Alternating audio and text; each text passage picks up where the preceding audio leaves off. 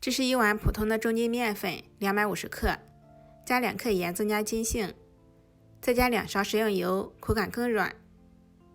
放入1碗清水300克，搅拌成没有颗粒的糊状，多搅拌一下，口感更筋道，大概这种粘稠度就可以了。盖上盖，醒半小时。电饼铛或者不粘锅不用刷油，开最小火，放入面糊，用铲子迅速的给它摊平。如果想要饼子特别薄，就把上面多余的面糊给推到一边盛出来。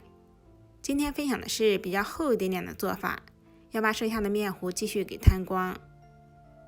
饼面变色之后，给它翻下面，再烙30秒左右，饼子明显缩水鼓泡就熟了，大概这种厚度。卷起来，切成条。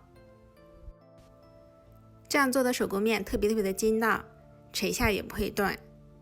真正的懒人版手工面，不和面，不擀面，不扯面。放入盆中，放上辣椒粉、花椒粉、葱花，浇一勺滚烫的热油。香味激发出之后，放入熟芝麻、盐、陈醋、生抽、小磨香油，搅拌均匀就可以开吃啦。